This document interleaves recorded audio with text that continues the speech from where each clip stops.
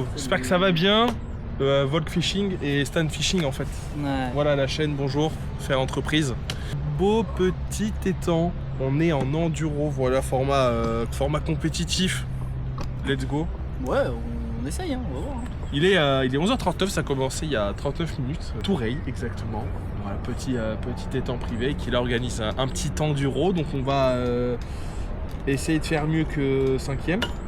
Oui. 4e. Moi je vise la 3e place. 3e place, tu vises? Au moins un podium. C'est vrai, ce serait bien. Ça serait bien. Voilà, on mange des gnocchis pour ce midi. Gnocchis à poêler et gnocchis à poêler au camembert. Regardez-moi, c'est super bon pâté de gnocchi Aldi. Ah, il est ouvert. Ah J'en ai juste mangé un. Cru. Je voulais goûter. C'était pas très bon cru. Ah ouais? Ouais. Non, c'est pas mal. Ouais, mais je pense que chaud c'est mieux. Ce qui est bien, c'est que ça mouchait dans notre zone ce matin, mais là c'est calme, c'est plutôt au milieu. Ça... Ouais, c'est plutôt au milieu, on verra bien. Et de toute façon, voilà. La pire phrase de ce monde, mais je suis un connard en fait. On est le soir. Il est 18h24. Alors, je sais pas si vous réussirez à le voir et si je réussirai à le voir au montage, mais je me situe à peu près de ma petite plateforme de lancer à 25 mètres. Sur ma première canne que j'ai déjà réamorcée, j'ai vraiment décidé de taper la bordure là cette nuit parce qu'on a vraiment des bordures qui sont très prononcées où il y a directement des cassures de 2 mètres. Donc moi je me suis pas mis en bordure, juste à 7-8 mètres, il y a énormément de pêcheurs au cou. Donc il n'y a pas besoin de forcément taper les grandes distances. Et je me dis que peut-être là, elles vont aller taper les amorçages la nuit et la journée. Mon zig que j'ai mis au milieu, je pense que je le retaperai demain matin. Voilà, avec de l'amorce un peu vieille, si la carpe se dit que là c'est un vieil amorçage, il n'y a plus personne, il y aura une bille qui se fera peut-être surprendre pour la soirée. Puis...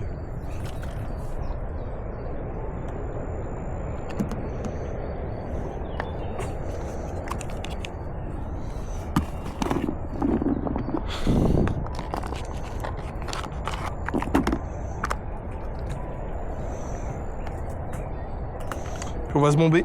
Bon, la canne à se bombe, vous la connaissez déjà. Elle n'est plus à présenter. Ah, je sais pas si je l'ai clippé par contre.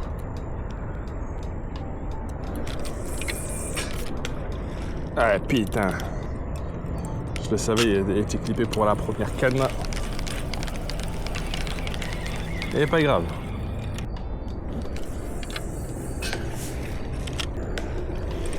Un montage en inline. Avec le plomb déjà intégré sur la ligne. On m'a vendu moult les avantages sur un 85 grammes, donc c'est quand même assez léger. Avec un baline plutôt standard. Alors là, c'est un préfet de chez Nash. Je trouve assez bien, c'est pour ça que je le laisse. J'ai juste rajouté moi personnellement un petit anti-tangle. Donc on est sur des hameçons vraiment longues amp avec un petit ardillon et moi ça me plaît. Et on est du coup sur du Derrig. Un sort de Derrig, j'ai laissé un peu de mou parce que sinon c'était trop comme ça et moi ça me plaît pas. Le montage est vraiment tip top. Pour les cannes, je pense que vous commencez à les connaître, celle-là, c'est les Sonic Dominator. Dominator XRS. C'est des cannes que j'aime beaucoup, surtout en 10 pieds pour des petits étangs, je trouve ça vraiment agréable.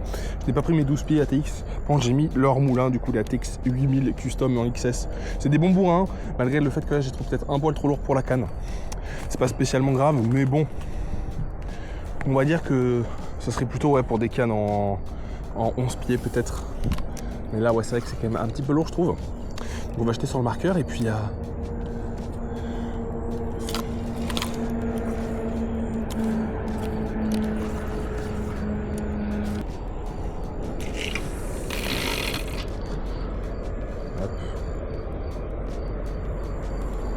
Hop, là, le montage s'est posé, impeccable.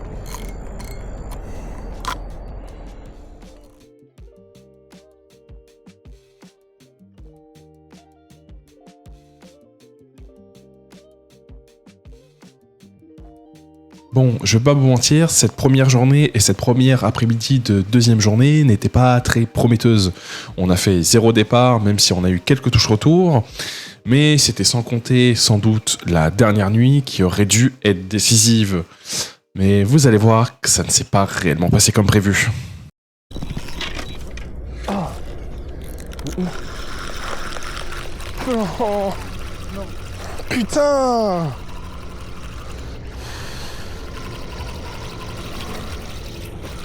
Et là, la chose qu'il ne fallait pas faire à ce stade de la compétition, c'est foirer mon ferrage. On va pas se mentir, c'est pas de mon genre de louper des ferrages, mais quand même, ça m'est arrivé au pire moment de la compétition. On avait 0 poisson et la plupart des équipes n'en avaient pas encore fait. On aurait pu bien se placer, mais on n'a pas réussi à se placer via ce poisson.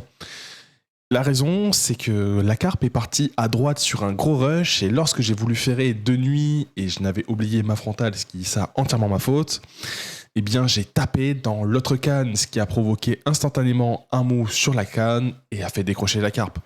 Mais bon, c'est pas si grave, il reste encore toute la nuit car il était encore assez tôt dans cette scie et on espère se rattraper. Ya.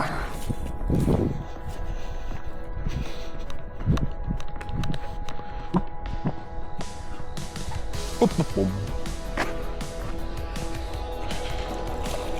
Ah, c'est... Oula, c'est un Mont Blanc, non? Oh.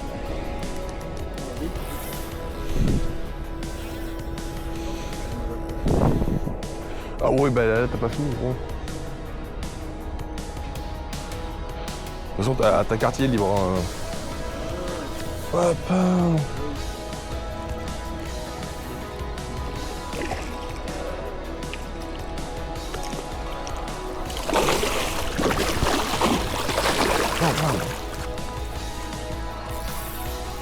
Tu connais les amours blancs? Non. Ben voilà. C'est gros, c'est la misère, hein, tu peux...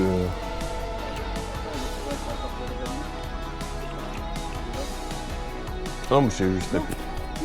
Malheureusement, un malheur n'arrive jamais seul. Mon coéquipier rate également son poisson au bord.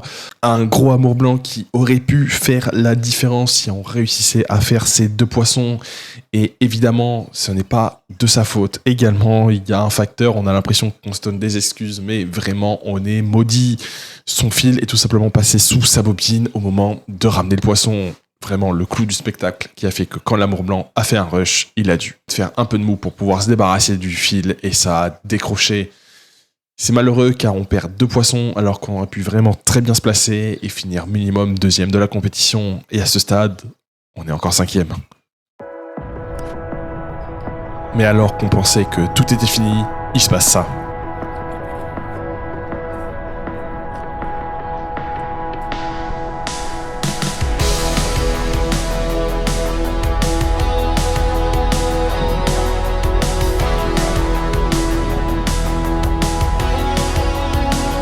Ça, c'est ce que je vous aurais dit si jamais on vivait dans un conte de fées. Mais malheureusement, sur cette chaîne, ça n'arrive pas. On finit évidemment l'enduro avec 0 poisson.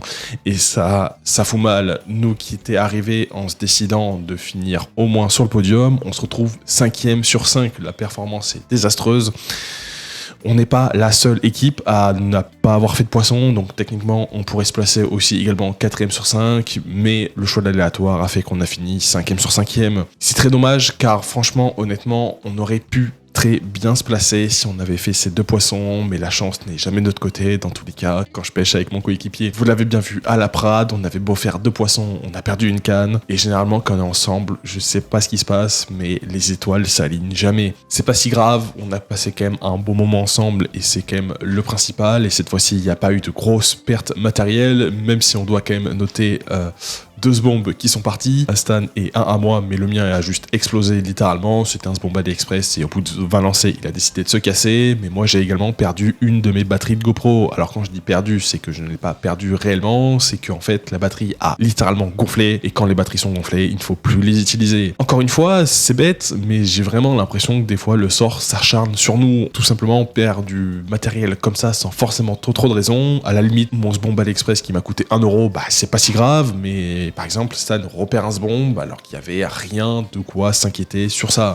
Il jette, ça se casse, tu ne sais pas pourquoi, c'est des choses qui arrivent, et même la batterie, bah franchement, ça fout les boules. Vu comment on sait que ça coûte cher, les batteries GoPro. En attendant, on va pas se laisser abattre. Évidemment, en plus de ça, on a un très gros enduro qui arrive en fin d'année, puisqu'on va faire l'enduro d'Austins. Austins, je pense que c'est un lac qui est assez réputé partout en France. C'est un domaine avec énormément de lacs, et il y aura 60 équipes. Mais d'ici là, on aura l'occasion de repêcher évidemment ensemble, et on pense justement se faire une session sur le lac de Stains, et pour pouvoir s'entraîner sur celui-ci, malgré le fait, sur l'enduro, il y aura 4 lacs mis à disposition, alors que là, bah, forcément, on va en pêcher un sur les 4. Merci de m'avoir regardé, encore une fois, désolé, hein, une vidéo sans poisson, on dirait que le mec fait une chaîne tout sauf de la pêche. Il y a un poisson, une vidéo sur 4, mais franchement, comment le mec fait pour encore aller à la pêche? C'était Volk Fishing, et je vous dis à bientôt.